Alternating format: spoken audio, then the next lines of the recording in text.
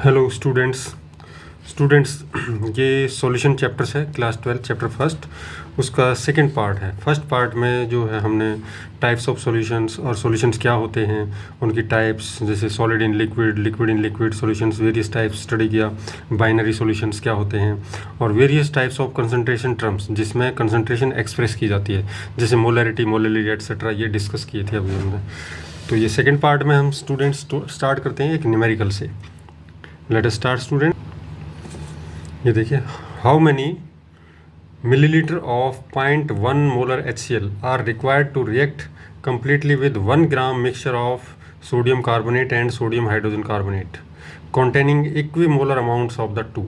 यानी दोनों, ये दो चीज़ें हैं, इनका जो नंबर ऑफ मोल्स हैं वो इक्वल हैं मिक्सचर के अंदर, लेकिन टोटल मास जो है मिक्सचर का वो है 1 ग्राम। इट इज़ 1 ग्राम। तो नंबर ऑफ मोल्स इक्वल हैं, तो ग्राम्स में मास जो है वो अलग अलग होगा। So let us solve this students. Let the amount of Na2CO3 यानी सोडियम कार्बोनेट का मास जो है हमने x ग्राम मान लिया, तो दूसरे का मास होगा 1 - x ग्राम। और इसका मोलर मास फाइंड किया सोडियम हाइड्रोजन कार्बोनेट का, वो 84 ग्राम पर मोल आता है।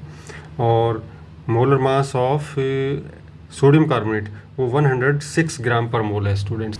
तो स्टूडेंट्स इसको हम सॉल्व करते हैं कि ये देखिए, ये एक है Na2CO3 और दूसरा है NaHCO3।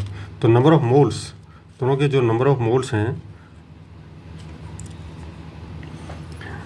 ये सोडियम कार्बोनेट है स्टूडेंट्स, इसका मोलर मास होता है 106, और ये सोडियम हाइड्रोजन कार्बोनेट, इसका मोलर मास 84 होता है, वो अभी हमने कैलकुलेट किया है। तो ये सोडियम कार्बोनेट का मास जो 1 ग्राम में x मान लिया हमने, तो दूसरे का मास 1 - x होगा। अब ये नंबर ऑफ मोल्स इनके बना लिए हैं, जब इसको मोलर मास से डिवाइड करते हैं, given mass by molar mass, तो नंबर ऑफ मोल्स आ गए ये। और ये इक्वल हैं दोनों के, इक्वी मोलर है क्योंकि। आगे इसको सॉल्व करते हैं। तो ये देखिए स्टूडेंट्स, ये इधर आ जाएगा, ये हो जाएगा 84x इक्वल टू, ये उधर जाएगा 106 माइनस 106 और x। और स्टूडेंट्स अब उसके बाद क्या होगा, ये 106 जो है इधर आएगा, प्लस का हो जाएगा 84x plus 106x equal to 106।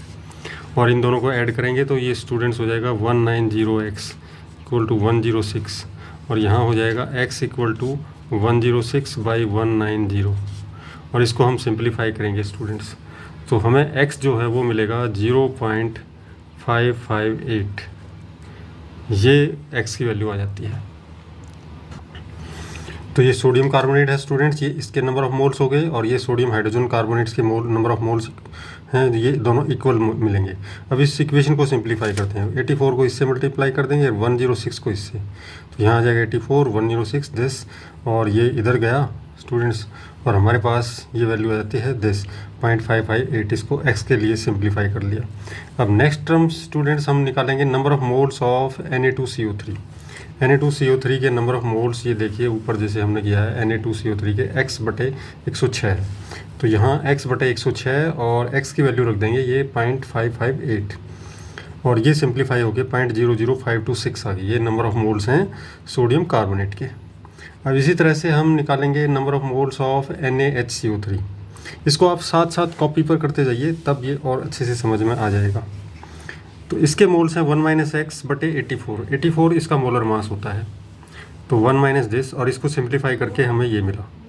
तो देखिए ये दोनों वैल्यूज़ बराबर हैं स्टूडेंट्स, तो बराबर होंगी ही, क्योंकि क्वेश्चन और आनी भी चाहिए। अगर नहीं आती हैं तो something wrong on our part, हमारी तरफ से कुछ ना कुछ गड़बड़ है, क्योंकि क्वेश्चन में कहा गया है इक्वी मोलर है, तो नंबर ऑफ मोल्स इक्वल होंगे। अब स्टडी करते हैं स्टूडेंट्स रिएक्शंस को। तो देखिए, सोडियम कार्बोनेट का रिएक्शन होगा हाइड्रोक्लोरिक एसिड के साथ NaCl और H2O एंड CO2, और सोडियम हाइड्रोजन कार्बोनेट के साथ HCl का रिएक्शन होगा NaCl, H2O और CO2।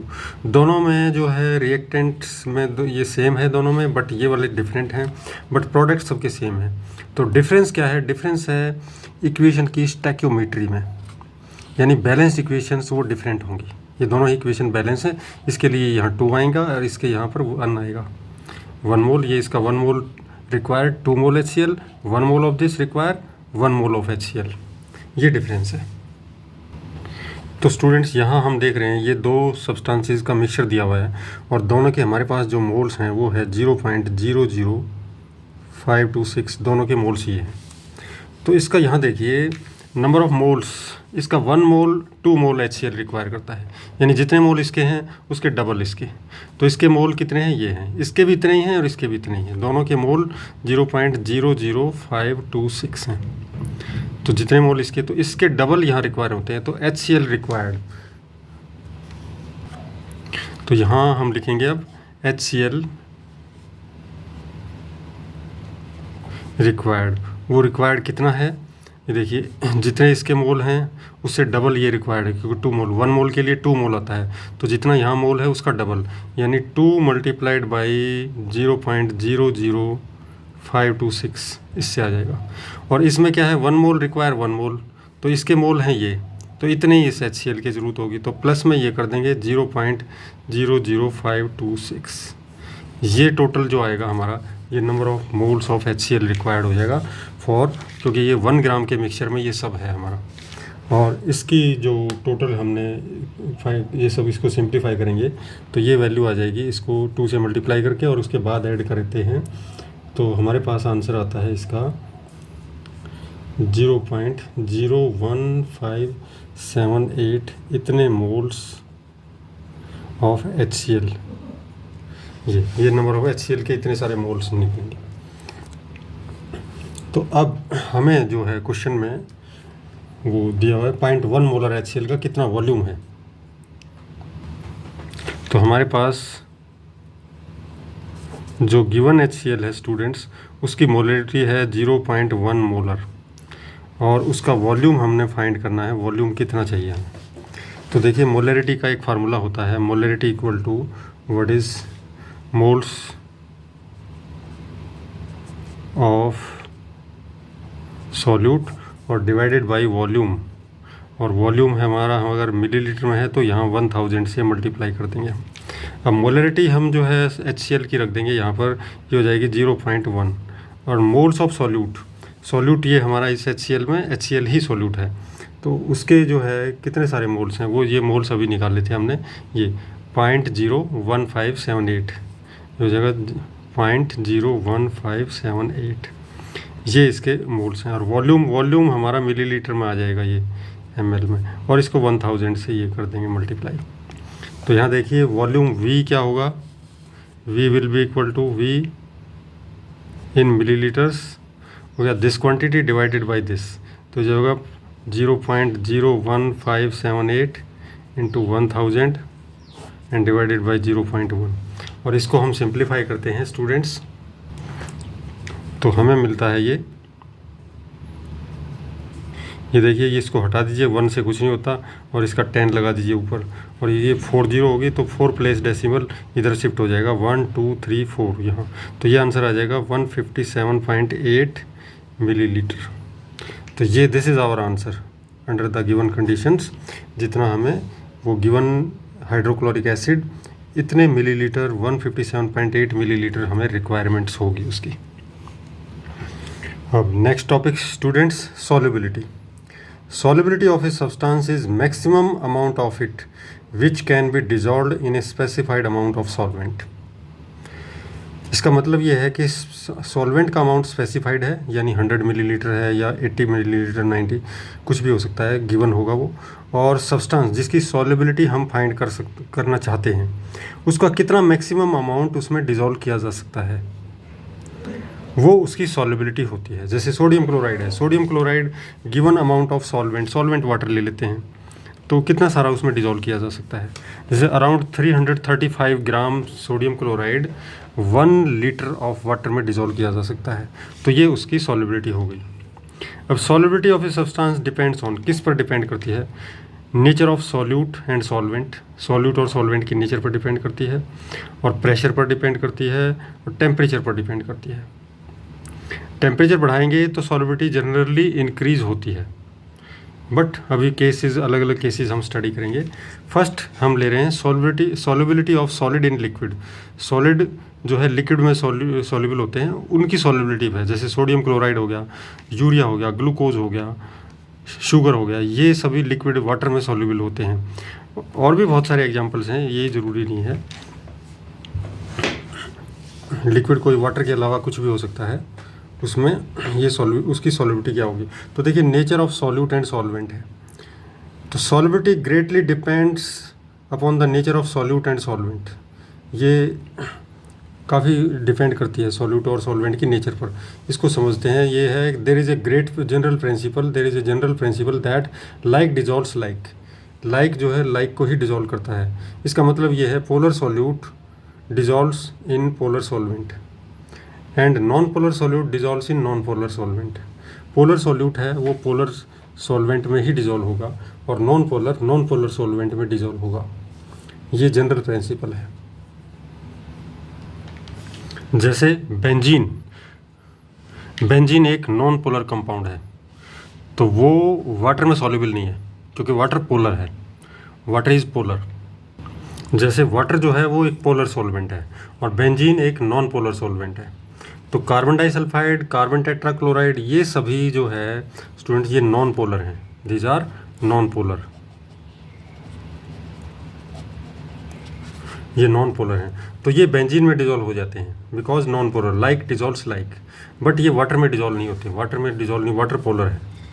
वाटर में डिजॉल्व होते हैं या तो पोलर सब्सटेंस हो या आयनिक सब्सटेंस है, वो भी डिजॉल्व हो जाते हैं। जैसे NaCl है, वाटर में डिजॉल्व हो जाएगा, बेंजीन में डिजॉल्व नहीं होता है। ऐसे बहुत सारे एग्जांपल्स आप कलेक्ट कर सकते हो। अब देखिए आगे डिस्कस करते हैं।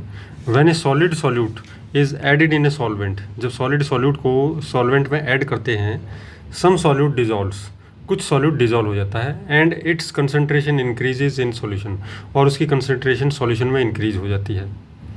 This process is called dissolution. इस प्रोसेस को डिजोल्यूशन कहते हैं। Some solid particles in solution collide with solid solute particles and get separated out of the solution. अब जो सॉल्यूट डिजॉल्व हो गया है वो सॉलिड सॉल्यूट के साथ जो है स्ट्राइक करता है, कोलाइड करता है और वहीं पर डिपॉजिट हो जाता है। इस प्रोसेस को कहते हैं क्रिस्टलाइजेशन। तो एक स्टेज आ जाती है when two processes occur at the same rate. दोनों प्रोसेस यानी डिजोल्यूशन का भी प्रोसेस और क्रिस्टलाइजेशन का प्रोसेस वो सेम रेट पर होते हैं। And A state of dynamic equilibrium is reached, और उस स्टेट को डायनेमिक इक्विलिब्रियम कहते हैं। वो स्टेट पहुंच जाती है और उसको रिप्रेजेंट हम कैसे करेंगे, सॉल्यूट प्लस सॉल्वेंट। ये सॉल्यूट अभी डिजॉल्व नहीं हुआ है, दोनों मिलके सॉल्यूशन बना है। जो डिजॉल्व हो गया वो सॉल्यूशन बनता है और यहाँ बीच में जो है इक्विलिब्रियम का साइन है। अभी जो पैराग्राफ में बात बताई उसमें देखिए ऐसे है, ये हमारा कोई कंटेनर है ऐसे, और इसके अंदर ये ऐसे लिक्विड है, कोई वाटर ही ले लेते हैं, वाटर, और इसमें हम शुगर मान लेते हैं। शुगर हमने इसके अंदर डाल दी, तो शुगर हमारी यहाँ पर रखी हुई है, ये सॉलिड डाल दी, दैट इज ये हम ये कर देते हैं, ये सॉलिड है, सॉलिड शुगर है। तो कुछ शुगर डिजॉल्व होगी, वो यहाँ पर आ जाएगी शुगर। अब ये जो पार्ट इसकी कंसेंट, जैसे ही शुगर डिजॉल्व होगी इसमें, तो इसकी कंसंट्रेशन यहाँ पर बढ़ जाएगी शुगर की। तो जो पहले इसमें 0 थी, पहले ओनली वाटर था, तो यहाँ शुगर की कंसंट्रेशन बढ़ेगी। तो कुछ शुगर के पार्टिकल्स जो है इसमें से, जैसे ये पार्टिकल्स हैं, ये शुगर के पार्टिकल्स हैं, ग्रीन ऐसे दिखा रहा हूँ, ये कभी ना ये चारों तरफ घूमेंगे, सभी पार्टिकल घूमते रहते हैं। ये पार्टिकल कभी यहाँ स्ट्राइक करेगा इसके साथ, इसके साथ स्ट्राइक करेगा, तो ये पार्टिकल यहीं डिपॉजिट हो सकता है। तो इसको बोलते हैं क्रिस्टलाइजेशन। और ये जो ऊपर जा रहे हैं, डिजॉल्व हो रहे हैं, इसमें ये होता है डिजोल्यूशन प्रोसेस। तो डिजोल्यूशन प्रोसेस, शुगर जब इसके अंदर डिजॉल्व होती है वो डिजोल्यूशन प्रोसेस, और शुगर वापस डिपॉजिट होने लगे क्रिस्टलाइजेशन, तो उसको बोलते हैं क्रिस्टलाइजेशन प्रोसेस। शुगर जब वापस डिपॉजिट होने लग जाए तो उसको क्रिस्टलाइजेशन बोलते हैं। तो एक स्टेज आएगी जब ये दोनों प्रोसेस इक्वल रेट से होने चाहिए, ये इधर कन्वर्ट हो रहा है और ये इधर, तो ये इक्विलिब्रियम स्टेट आ जाएगी। अब इसका नेक्स्ट पॉइंट है स्टूडेंट्स, ये nature of solute and solvent पढ़ लिया हमने। इफेक्ट ऑफ प्रेशर, ऐसे सिस्टम में प्रेशर का क्या इफेक्ट होता है।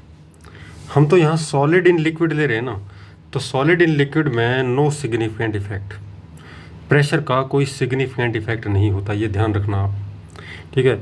इट इज़ सो, ऐसा क्यों होता है, बिकॉज, ठीक है, solids and liquids are highly incompressible, solid और लिक्विड हाईली इनकम्प्रेसिबल होते हैं and practically remain unaffected by changes in pressure, और उनका जो वॉल्यूम है वो प्रेशर चेंज से अफेक्ट नहीं होता, अनअफेक्ट रहते हैं, प्रैक्टिकली कोई इफेक्ट नहीं होता उनके वॉल्यूम पर। तो इसलिए यहाँ प्रेशर का कोई इफेक्ट नहीं होगा सॉल्युबिलिटी के ऊपर।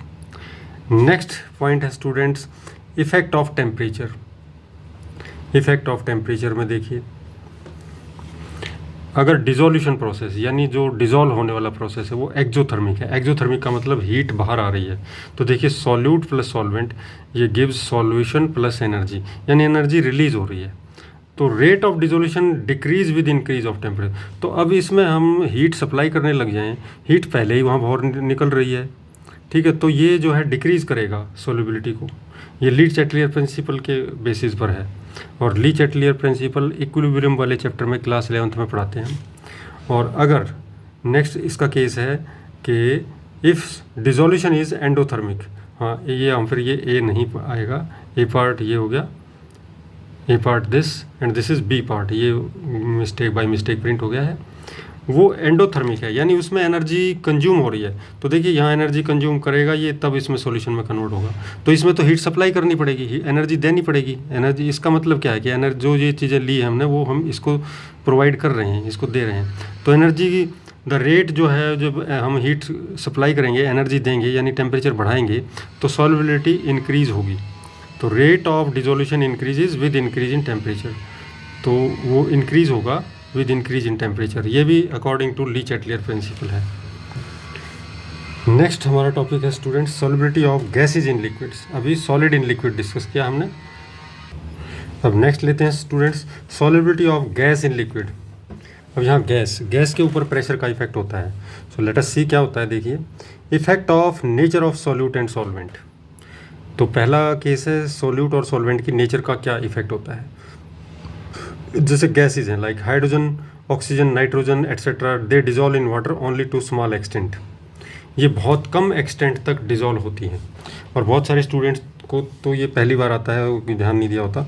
ये सभी गैसेज जो है एटमॉस्फेयर में प्रेजेंट होती हैं, और ये जो है हाइड्रोजन बहुत कम होती है, मेनली ऑक्सीजन और नाइट्रोजन होती हैं, और दोनों ही गैसेज वाटर में सॉल्युबल होती हैं। और बाद में हम पता करेंगे कि नाइट्रोजन की सॉल्युबिलिटी कम होती है, ऑक्सीजन की ज़्यादा होती है। इन दोनों में कंपैरिजन किया जाए तो ऑक्सीजन और नाइट्रोजन में, तो नाइट्रोजन की सॉल्युबिलिटी कम है, ऑक्सीजन की ज़्यादा है, only to a small extent. Whereas gases like CO2, HCl, NH3 etcetera, ये हाईली सॉल्युबल हैं। ये सारी गैस हाईली सॉल्युबल हैं। The greater the solubility of the latter gases is due to their reaction with solvent. ये जो gases हैं, carbon dioxide है, HCl है, NH3 है, ये वाटर के साथ रिएक्शन कर जाती हैं, कोई कंपोनेंट यानी ज़्यादा अट्रैक्शन है उसके साथ, तो इसलिए वो ज़्यादा सॉल्युबिलिटी है। तो अब देखिए इफेक्ट ऑफ टेम्परेचर। टेम्परेचर का इफेक्ट क्या होगा। Solubility of gases decrease with increase of temperature. जब भी गैस की सॉल्युबिलिटी की बात आए तो इसमें कोई दो केस नहीं है, जैसे पहले वाले उसमें दो केस थे सॉलिड इन लिक्विड में, ठीक है, एक्जोथर्मिक, एंडोथर्मिक। यहाँ कुछ भी प्रोसेस है, यहाँ पर गैस की सॉल्युबिलिटी डिक्रीज होगी जब भी आप टेम्परेचर बढ़ाओगे, हमेशा। अब इफेक्ट ऑफ प्रेशर को स्टडी करते हैं। The solubility of gas increase with increase of pressure, या अगर प्रेशर बढ़ाते हो तो गैस की सॉल्युबिलिटी बढ़ेगी। और इससे रिलेटेड हमारे पास एक, ये तो इसका इफेक्ट हो गया। अब इससे इफेक्ट एक इसको डिटेल में स्टडी किया गया है, ये हमारे सिलेबस का पार्ट है, और ये है हेनरीज लॉ, इससे एसोसिएटेड है।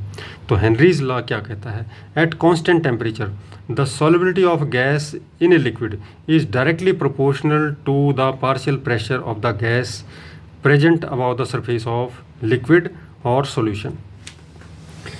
यानी लिक्विड या सॉल्यूशन के ऊपर जो गैस है उसका जितना पार्शियल प्रेशर ज़्यादा होगा उतनी ही उसकी सॉल्युबिलिटी ज़्यादा होगी एक कांस्टेंट टेम्परेचर पर। जैसे हमारे पास ये एक कंटेनर है और यहाँ पर ये लिक्विड ले लिया हमने, ठीक है, और यहाँ एक कोई गैस है हमारे पास, फॉर एग्जांपल ऑक्सीजन है, यहाँ पर है हमारी ऑक्सीजन, ठीक है, या CO2 कुछ भी गैस ले सकते हैं। और यहाँ से ये क्लोज है वेसल, ये ऊपर एक पिस्टन लगा हुआ है इसके। अब हम जैसे जैसे इसको प्रेशर को बढ़ाते हैं, इसका कुछ प्रेशर अप्लाई किया हुआ है, तो जो प्रेशर यहाँ होगा इस रीजन में, ठीक है, ये सरफेस है लिक्विड की, ये लिक्विड सरफेस है, ठीक है, इससे ऊपर इसके ऊपर यह लिक्विड, तो जैसे जैसे ये जितना ये प्रेशर होगा उतना ही ज़्यादा इसमें सॉल्युबिलिटी होगी। एक बार गैस तो लिक्विड भी हो सकता है ये, और ये सॉल्यूशन भी हो सकता है। तो दोनों ही केसेस में जितना गैस का यहाँ प्रेशर होगा उतनी ज़्यादा इसकी सॉल्युबिलिटी होगी। तो solubility is directly proportional to the partial pressure of the gas about the liquid और सॉल्यूशन। ये हमारा हेनरीज लॉ है। और इसी को हम लिखते हैं, if mole fraction of gas in the solution is used as measure of solubility. अगर सॉल्युबिलिटी का मेजरमेंट हम मोल फ्रैक्शन से करें तो जो मोल फ्रैक्शन है वो directly proportional to P pressure, और ये मोल फ्रैक्शन है equal to K dash P. और ये जो है the most common form of Henry's law क्या है वो ये देखिए, partial pressure of gas in the vapour phase is proportional to its mole fraction of the gas in the solution. ये आपको ये याद करना है, जो है ये वाला याद, ऊपर वो ठीक है, उसको आप अच्छे से समझना तो ये दोनों ही समझ में आ जाएंगे। बट वो जो मोस्ट कॉमन फॉर्म है वो ये वाली है कि पार्शियल प्रेशर जो है equal to K H into X, ये ज़्यादा कॉमन फॉर्म है। वेयर के एच क्या है, हेनरीज कांस्टेंट है। तो partial pressure of gas in the vapour phase is proportional to mole fraction of the gas in the solution. Partial pressure of the gas P हो गया और mole fraction X हो गया, उसके डायरेक्टली प्रोपोर्शनल है। Directly proportionality sign को proportionality constant से remove कर दिया गया है, वो KH है, और KH को बोलते हैं हेनरीज लॉ कांस्टेंट। अब लिमिटेशंस क्या है हेनरीज लॉ की। Henrys law is applicable only if pressure is low. ये कब कब एप्लीकेबल होता है, जब प्रेशर लो होता है एंड टेम्परेचर हाई होता है, यानी the gas should behave like an ideal gas. ये आइडियल गैस की है, ये चैप्टर 11th क्लास में होता था आइडियल गैस वाला, तो वहाँ से वो रिमूव कर दिया गया है। आइडियल गैस, कोई भी गैस आइडियल नहीं होती है, ये नोट कर लो आप। बट लो प्रेशर और हाई टेम्परेचर पर gases tend to behave ideally, तो उस केस में ये हेनरी लॉ एप्लीकेबल है। द सेकेंड पॉइंट है, the gas should not undergo compound formation with solvent. Solvent के साथ कंपाउंड फॉर्मेशन नहीं होनी चाहिए गैस की, वरना ये एप्लीकेबल नहीं होगा। और एसोसिएशन और डिसोसिएशन इन द सॉल्वेंट, ना एसोसिएशन होना चाहिए ना डिसोसिएशन होना चाहिए सॉल्वेंट में। जैसे एग्जांपल है ammonia gas in water undergoes compound formation followed by dissociation, तो उसमें कंपाउंड बनता है NH4OH और फिर उसका डिसोसिएशन भी होता है, तो ये वहाँ पर एप्लीकेबल नहीं है। HCl gas in water undergoes dissociation after dissolution, यानी वो डिसोल्यूशन के मतलब घुलने के बाद, डिसॉल्व होने के बाद वो डिसोसिएशन हो जाता है, H+ अलग Cl- अलग, तो यहाँ पर भी एप्लीकेबल नहीं होगा। तो this was about Henry's law, P = KH × X। अब कुछ क्वेश्चन ले लेते हैं स्टूडेंट्स। देखिए क्वेश्चन है, why Henry's law is not applicable for the solubility of NH3 in water but applicable for solubility of N2 in water. तो water N2 पे तो एप्लीकेबल है लेकिन NH3 पर नहीं है। ठीक है, इसका आंसर हमने दे दिया है ऊपर, तो लेकिन यहाँ दोबारा देखिए कैसे लिखना है आपको। NH3 undergoes compound formation in water but N2 does not. ये NH3 कंपाउंड फॉर्मेशन कर लेती है वाटर के साथ, बट N2 ऐसा नहीं करती। तो नेक्स्ट क्वेश्चन है, why aquatic species feel more comfortable in cold waters rather than in warm waters. जो एक्वेटिक स्पीसीज हैं, फिश वगैरह, जो भी और भी बहुत सारे एक्वेटिक एनिमल्स होते हैं, वो कोल्ड वाटर में ज़्यादा कंफर्टेबल हैं, वार्म वाटर में इतने कंफर्टेबल नहीं है। तो ऐसा क्यों है? तो देखिए इसका बहुत ही अच्छा रीज़न है इसमें। इन cold waters solubility of O2 is more. Oxygen, उनको ऑक्सीजन चाहिए और ऑक्सीजन की सॉल्युबिलिटी कोल्ड में ज़्यादा है। अगर वाटर का टेम्परेचर हाई होगा, तो अभी आपको पढ़ा दिया मैंने कि टेम्परेचर हाई होगा तो सॉल्युबिलिटी डिक्रीज़ हो जाएगी, तो O2 की क्वांटिटी कम हो जाएगी और उनको जो है ब्रीदिंग, सांस लेने में, रेस्पिरेशन करने के लिए ऑक्सीजन चाहिए, उसमें उनको प्रॉब्लम आएगी, इसलिए वो कोल्ड वाटर में ज़्यादा कंफर्टेबल हैं। तो अगर फिश ये कहने लगे कि नहीं मुझे तो यहाँ सर्दी लग रही है और मैं तो वार्म वाटर में जाऊँगी, तो इस ठंडे पानी में नहीं रहूँगी, तो वो तो फिर वैसे ऑक्सीजन की प्रॉब्लम हो जाएगी उसको। तो वो इतनी समझदार वो भी है कि उसको oxygen is more important than the cold temperature of water. और इसके लिए क्या है, वो ली-चैटलियर प्रिंसिपल से हम इसको एक्सप्लेन करते हैं कि देखिए लिक्विड प्लस गैस, यानी ये वाटर जो है हो गया इसमें, या कुछ भी सॉल्वेंट हो सकता है, गैस उसमें है, और इसमें जब ये डिज़ोल्व हो जाती है गैस तो एनर्जी रिलीज होती है। तो ये एक एंडोथर्मिक प्रोसेस, ये सॉरी एक्जोथर्मिक प्रोसेस है। तो इसमें टेम्परेचर दोगे आप तो इसमें हीट बाहर निकलेगी, पहले ही बाहर निकल रही है, तो टेम्परेचर सप्लाई करोगे तो रिवर्स हो जाएगा प्रोसेस। ठीक है, इसमें तो कोल्ड में जो है इधर ज़्यादा सॉल्युबिलिटी होगी, तो हाई टेम्परेचर पर गैस की सॉल्युबिलिटी डिक्रीज हो जाती है। ये गैस के लिए है। नेक्स्ट है स्टूडेंट्स हमारा application of Henry's law. This is very important students, 3-4 हैं इसके एप्लीकेशन। आप एक बार इनको पढ़ लीजिए और कभी कभी 1 या 2 एप्लीकेशन पूछ ली जाती हैं, और वो जो भी आपको याद आए वो लिख देना एग्जाम में। ये देखिए, to increase the solubility of CO2 in soft drinks. Soft drinks ये होती हैं जो आपको पेप्सी, फेंटा एट्सेट्रा, लिम्का पीतो, ये सभी सॉफ्ट ड्रिंक्स हैं, और इनमें सभी में CO2 डिजॉल्व होती है। तो ये solubility of CO2 in soft drinks and soda water, the bottle is sealed under high pressure. जब बॉटल की सील लगाई जाती है तो बहुत हाई प्रेशर के अंडर लगाई जाती है, ताकि लिक्विड की सरफेस के ऊपर हाई प्रेशर हो जाए और ज़्यादा से ज़्यादा CO2 उसमें डिज़ोल्व हो जाए। आपने देखा होगा, जैसे ही बॉटल का जो कैप हम लूज़ करते हैं तो वो उसका प्रेशर, वो गैस कुछ ऊपर वाली गैस बाहर आ जाती है और प्रेशर रिलीज़ हो गया, तो जो लिक्विड है उसके अंदर उसमें से बबल फॉर्मेशन शुरू हो जाती है, यानी डिज़ोल्व्ड CO2 बबल्स की फॉर्म में बाहर आ जाती है, उसकी सॉल्युबिलिटी कम हो जाती है। ऐसे ही है, देखिए O2 to be used by deep sea divers is generally diluted with helium in order to avoid और रिड्यूस द डेंजरस इफेक्ट्स और बेंट्स। हाँ, ये इतना याद करना है बहुत इसको। और डिकम्प्रेशन सिकनेस भी बोलते हैं उसको, बेंट्स भी बोलते हैं, वो बड़ी डेडली कंडीशंस होती है। होता क्या है कि जो डीप सी डाइवर्स होते हैं, जो समंदर के अंदर या ओशियन में बहुत गहराई तक जाते हैं, और वो अपने साथ कोई ऑक्सीजन तो लेकर जाते हैं, वो प्योर ऑक्सीजन का सिलेंडर नहीं होता। वो यही ऑक्सीजन जो पहले तो यही यूज़ की थी, जो ऑक्सीजन और नाइट्रोजन का जो मिक्सचर है हमारे जो एटमॉस्फेयर है आसपास, उसमें नाइट्रोजन गैस मेन है और ऑक्सीजन गैस है। नाइट्रोजन 78% है और ऑक्सीजन 21% है। बाकी 1% में सभी गैसेज आ गई, CO2 एट्सेट्रा और हीलियम वगैरह कुछ भी है, और हाइड्रोजन सल्फाइड, नाइट्रोजन, जो भी पॉल्यूटेंट्स वगैरह सभी आ गए 1% में।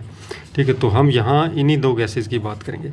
तो पहले ये 2 गैसेज का सिलेंडर दिया गया, और वो इसमें जैसे जैसे हाई प्रेशर पर गए तो हाई प्रेशर पर सॉल्युबिलिटी बढ़ गई। ठीक है, तो ऑक्सीजन की सॉल्युबिलिटी भी बढ़ी, नाइट्रोजन की भी बढ़ी, और नाइट्रोजन की सॉल्युबिलिटी कम होती है, ऑक्सीजन की ज़्यादा होती है, लेकिन फिर भी हाई प्रेशर है और इसका अमाउंट बहुत हाई है, तो इसका क्योंकि इसका पार्शियल प्रेशर ज़्यादा होगा तो ये यूज़लेस रहती है हमारे ब्लड में, इसका कोई यूज़ नहीं होता। बट जैसे ही स्कूबा डाइवर, जो उसको स्कूबा डाइवर बोलते हैं, ठीक है,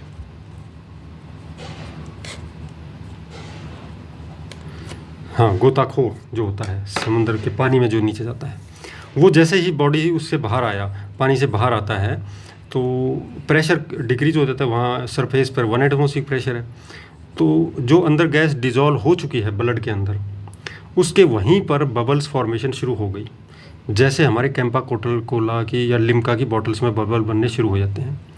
ऐसी कंडीशंस को बोलते हैं हम बैंड्स हो गया, उसमें बैंड्स हो गए, और वो बड़ी डेडली कंडीशंस होती है, और बहुत सारे डाइवर्स की ऐसे मौत भी हो गई है, क्योंकि बहुत सारे बबल्स हो गए और वो जो है ब्लड सप्लाई को उन्होंने जो है चौक कर दिया, जाम कर दिया, तो ब्लड सप्लाई नहीं पहुंचेगी सेल्स में, तो due to want of oxygen the candidate will die, person will die.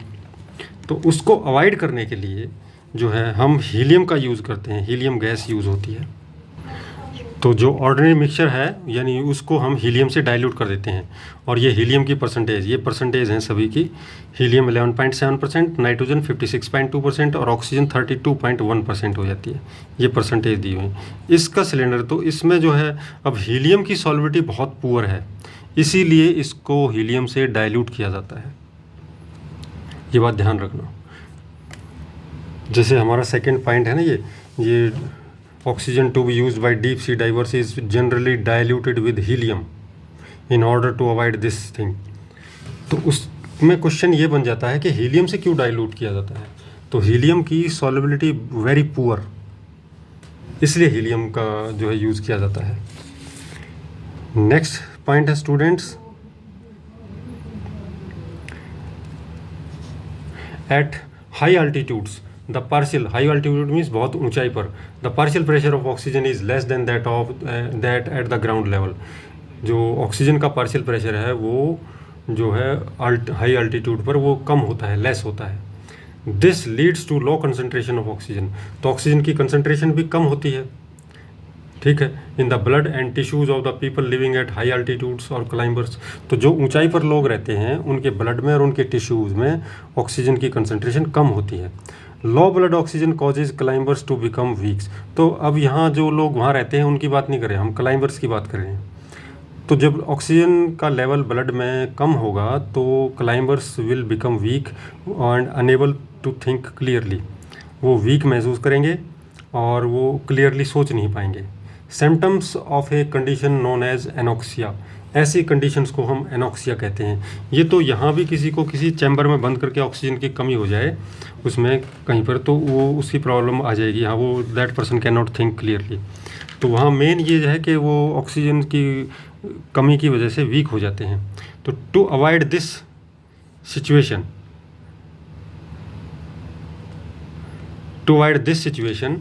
the climbers carry oxygen cylinders along with them in order to supplement the deficiency oxygen।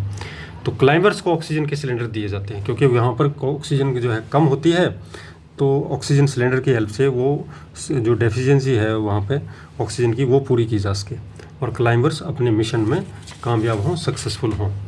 और आप भी ऐसे ही मेहनत करते रहिए और पढ़ाई करते रहिए, आप भी सक्सेसफुल होंगे। नेक्स्ट पॉइंट है students, application of Henry's law के लिए है ये। In the function of lungs, lungs के फंक्शन में भी हेनरीज लॉ एप्लीकेबल है। देखिए लंग्स हम सभी के पास होते हैं, अब हम सभी कुछ ना कुछ जानते हैं। When air enters the lung, जो एयर हमारे लंग्स में एंटर होती है, partial pressure of oxygen is high, वहाँ पर पार्शियल प्रेशर जो भी है वो हाई होता है।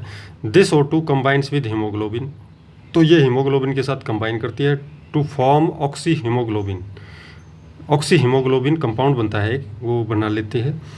Partial pressure of O2 in tissues is low, अब टिश्यूज़ के अंदर ऑक्सीजन का पार्शियल प्रेशर कम होता है क्योंकि ऑक्सीजन तो वहाँ कंज्यूम हो जाती है ना, तो जो जिसकी प्रेजेंस बहुत कम है या है ही नहीं, वहाँ उसका पार्शियल प्रेशर डिक्रीज़ होगा। तो hence O2 is release from oxy haemoglobin, तो ऑक्सी हीमोग्लोबिन जो कंपाउंड बना था उसमें से ऑक्सीजन रिलीज़ हो जाती है, which is used to carry out cellular activity. अब सेलुलर एक्टिविटी मतलब सेल में जो भी एक्टिविटी होती है, रेस्पिरेशन, जहाँ भी ऑक्सीजन की ज़रूरत होती है तो वो उसमें ऑक्सीजन यूज़ हो जाती है, ऑक्सी हीमोग्लोबिन से ऑक्सीजन रिलीज हो जाती है। और CO2 में क्या है, CO2 बहुत सारी सेल के अंदर प्रोड्यूस होती है, वहाँ प्रेशर ज़्यादा होता है CO2 का पार्शियल प्रेशर, तो ज़्यादा होने की वजह से वो डिज़ोल्व ज़्यादा हो जाती है, जैसे ही वो लंग्स में आती है तो वहाँ पार्शियल प्रेशर जो आउटसाइड द एयर हम लेते हैं अंदर, उसका पार्शियल प्रेशर काउंट होगा, तो वो पार्शियल प्रेशर जो है डिक्रीज़ हो, उससे कम होता है पहले वाले से, तो वो CO2 लंग्स में ब्लड से बाहर आ जाती है और फिर एटमॉस्फेयर में रिलीज़ हो जाती है। जब हम एक्सहेल करते हैं, जब हम सांस बाहर छोड़ते हैं तो उसमें कार्बन डाइऑक्साइड वो बाहर निकल जाती है, बॉडी से बाहर निकल जाती है हमारी। तो स्टूडेंट्स ये था हमारा सारा हेनरीज लॉ की एप्लीकेशंस, और नेक्स्ट जो टॉपिक होगा स्टूडेंट्स उसमें हम जो है ये वेपर प्रेशर है स्टूडेंट्स, ये डिस्कस करेंगे। वेपर प्रेशर और इससे रिलेटेड है vapour pressure of liquid solutions, ये हमारे नेक्स्ट टॉपिक होंगे। सो तब तक के लिए बी हैप्पी स्टूडेंट्स और मेहनत करते रहिए। So wish you all the best, thank you for watching.